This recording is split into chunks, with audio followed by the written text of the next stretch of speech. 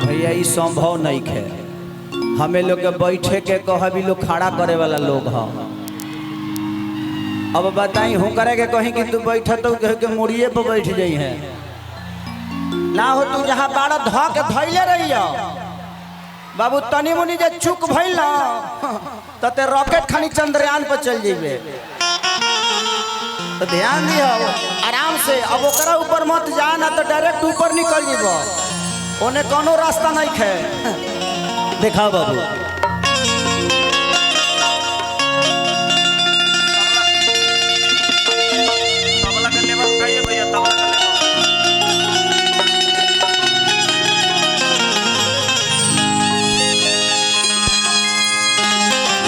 I love you.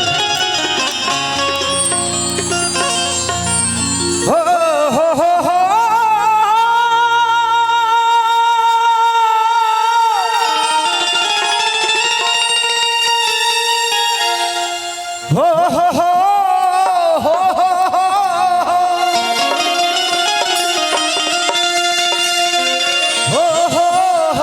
हो हो हो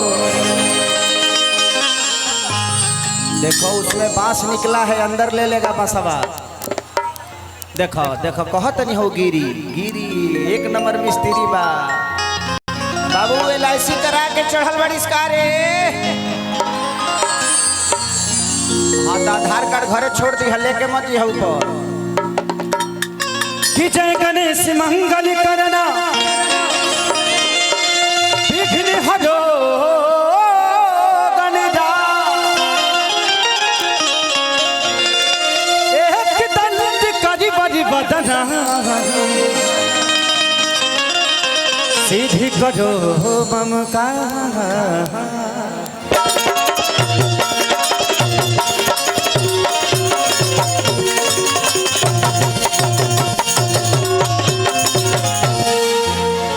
माँ के ज्योति से नूर मिलता है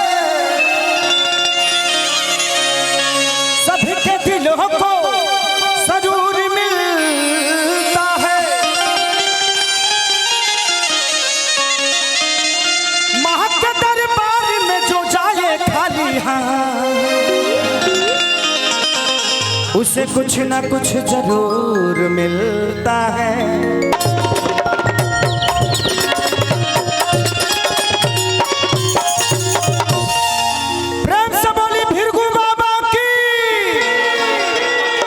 की धरती जवानों का देश बागी बलिया उत्तर प्रदेश। यहाँ सिर्फ वीर पैदा होते हैं, जवान पैदा होते हैं। अगर हम सब लोग बैठ जाएंगे तो बड़ा मजा आएगा। ये कार्यक्रम और ये बोतल फेंकना फेंकनी बंद करिए, नहीं तो ये कार्यक्रम चल तो रहा है लेकिन चलेगा कितना देर इसका गारंटी नहीं है। तो ये बोतल वोतल मत फेंकिए आप लोग प्लीज। हाँ बाबू एक नंबर एक नंबर। अब खेसरिया आवे या कुछ नुकसान ना होके तो हमारा इला के मतलब का यो बात तुम लोग ठीक करत रहो। हमारा इला के बाद नुकसान तो पाका बा। यही के चलते हम कार्यक्रम बहुत कम करी ले। ऐसे जो हमार फैन ना हुए पागल पानी टंकी के ऊपर बड़े एक जना आप लोगों का पागलपंती। लेकिन ये पागलपंती ठीक नहीं है। बोतल फेंकने वाला पागलपंती ठीक नहीं है। आप मुझसे प्यार करिए। यहाँ प्रशासन है और प्रशासन आप लोगों की सुरक्षा के लिए ही रखा गया है ताकि किसी को कोई दिक्कत ना हो। और ये पथ को खाली प्लीज कर दीजिए। आह दादा हो टंकिया पका दो एलियन खड़ा बना सका हो बाबू तो निकल लौकता रे कोई जैसा हाथ उठौले बड़े टंकी पर तो बड़ा सा कुछ करिया समा तू पानी सप्लाई होला।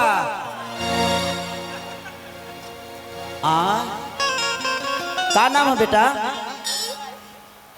क्या नाम है? तो ते नाम ना बतेबे तो तोरा माई लगे के ना पहुंचाए। भाई देखिए कोई आदमी है फिल्म रिलीज करके रोड पे छोड़ दिया है। प्लीज आप अपना पोस्टर संभालिए। रुक जो ही जी रख तोरा माई के रोक रोक सर। आप पानी फेंकेंगे और यहाँ कैमरा चल रहा है और कैमरा चल रहा है, कोई भी कैमरे में आ जाएगा ना तो आप लोग को दिक्कत होगा। मैं नहीं चाहता कि आप लोग को दिक्कत हो, आप लोग मेरी जान हो।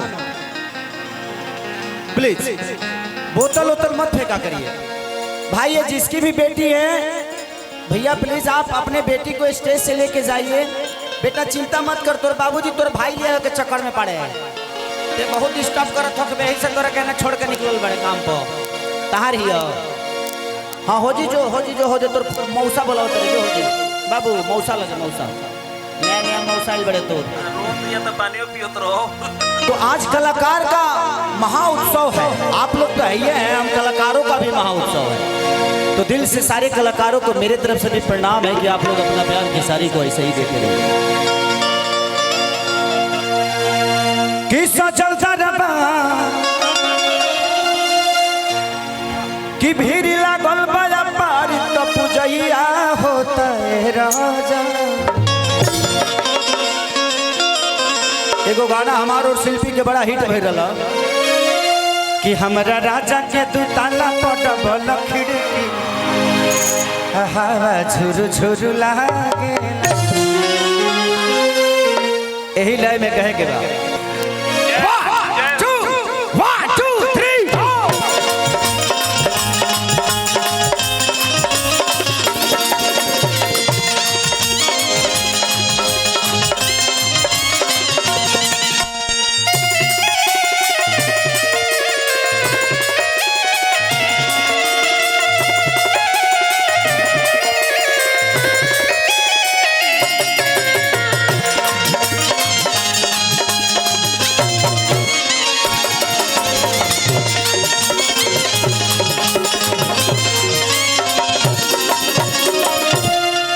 समस्या है।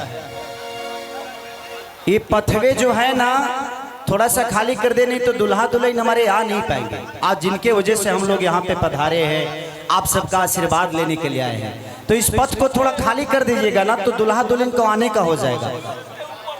पथवे बना है उसको थोड़ा खाली कर दीजिए, जो पथवे बना उसको खाली कर दीजिए, नहीं तो जब तक वो आएंगे नहीं कार्यक्रम बंद रहेगा। खेसारी लाल चाहे कोई भी क्या करेगा, जिनके लिए कार्यक्रम आप सबके लिए हुआ है, लेकिन उनका भी रहना जरूरी है।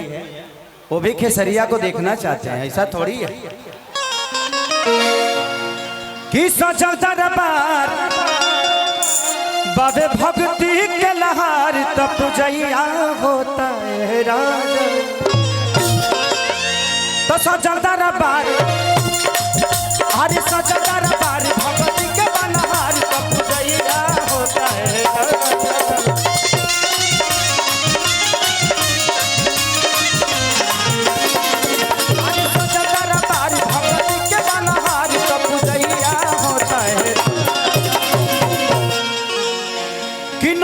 नदिया जरे लोग जागेला कि नवदी नदिया जरे लोग जागेला। तो माई के लागल बारे निमिया पछुलगा बनवा जोर जोर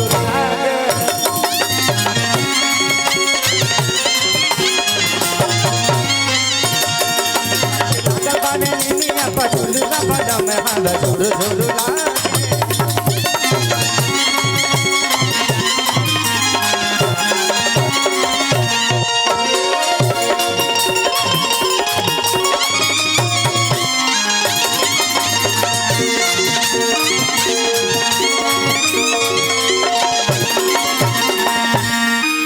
भैया पानी काहे फेंक रहे हो, बोतल फेंक रहे हो आप लोग, किसी को लग रहा है कैमरा है, बहुत सारी चीजें हैं, नुकसान होगी। हाँ थोड़ा सा देखिए, यहाँ थोड़ा सा जाम है, खाली कर दीजिए आप लोग यहाँ का जाम, ताकि वो दुल्हा दुल्हन आ जाएंगे। पूरा खाली है, थोड़ा सा जाम है, तो थोड़ा सा साइड हो जाइए ताकि पथ से लोग आ जाए दुल्हा दुल्हन। और प्लीज मैं रिक्वेस्ट कर रहा हूँ भैया, आप लोग प्लीज बोतल मत फेंकिए, पीने के लिए दिया गया है ना, वही जी पियल वही जी निकाल डालो। हाँ अब जाए आवे के दिक्कत हो, हम जाना था नहीं, कोई बैठने वाला नहीं है, इसलिए बैठाने के चक्कर में मैं नहीं पढ़ूंगा। ए में केहू बैठे वाला नहीं के हमार अच्छा के हमार हित लगेला जो हमार बात मान जाई।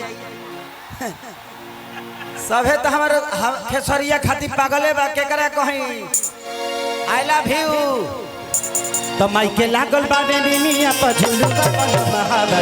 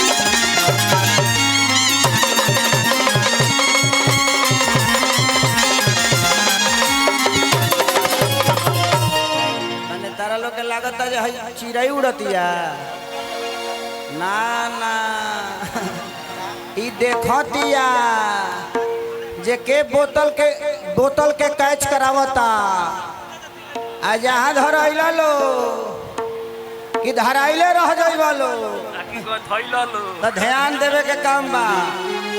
आज आप लोगों को देखिए सबसे बड़ी चीज कि अगर हम कुछ गलत करते हैं ना तो हम अपने राज्य के अपने मिट्टी को अपने लोगों को साथ गलत करते हैं। आज प्रशासन इतना लगा हुआ है आप सबके सुरक्षा के लिए लगा है। अगर हम कुछ गलत करेंगे तो ये प्रशासन का ये समाज का अनादर होगा।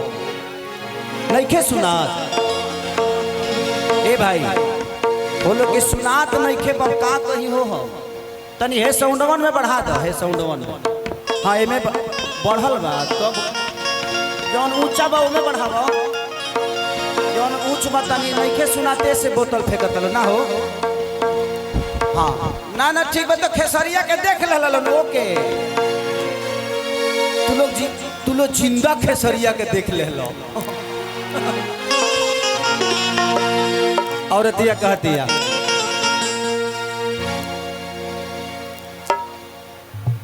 थोड़ा सा खाली कर देते तो बड़ा अच्छा लगता। भैया एंट्री हो रहा है हमारे दुल्हा दुल्हन का तो प्लीज थोड़ा सा बस रिक्वेस्ट है सबसे। आपके अपने घर का फंक्शन है ये आप सब नहीं चाहेंगे तो कौन चाहेगा तो प्लीज थोड़ा सा ध्यान दे दीजिए प्लीज। एग्जैक्टली जो पाथवे है उसको थोड़ा सा खाली कर दीजिए ताकि दूल्हा दुल्हन की एंट्री हो जाए। क्योंकि दुल्हा दुल्हन के लिए कोई गाना बना हुआ है उनके एंट्री के लिए तो एक गाना बजेगा तो आप लोग थोड़ा सा साइड दे दीजिए गाना तो तुरंत हो जाएगा। उसके बाद मैं तुरंत कार्यक्रम शुरू कर दूंगा। चलिए इस देवी गीत को गा लेता हूँ तब तक खाली करवाते रहिए।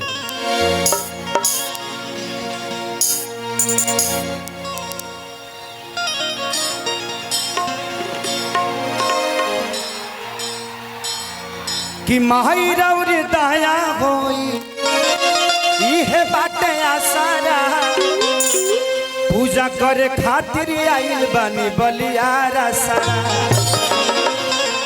कि माई तोहर दया होई इहे बाटे आसारा पूजा करे खातिर आइल बानी बलियारा सारा।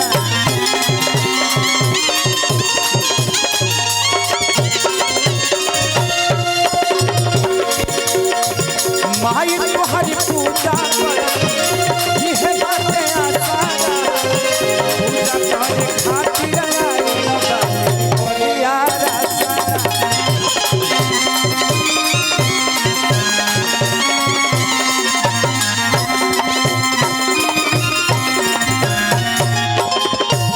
वाह वाह कि दर्शन पाके त भगिया जागेला। थोड़ा सा साइड दे दीजिए ताकि नहीं तो जितना उधर लेट होगा उतना कार्यक्रम में भी लेट होगा। तो माई के लागल बावे निमिया पर झुलुआ बनम हवा झुलुआ के।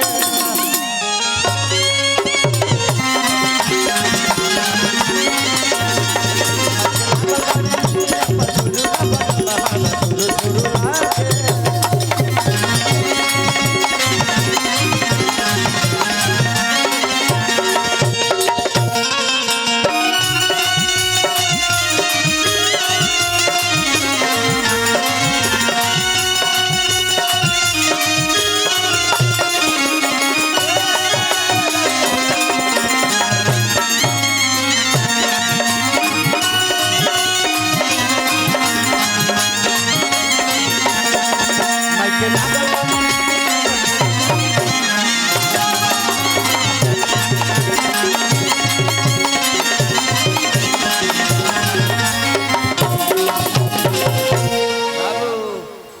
तू ही हिलावत रह तोहरे गिर जाई दहिया दहिया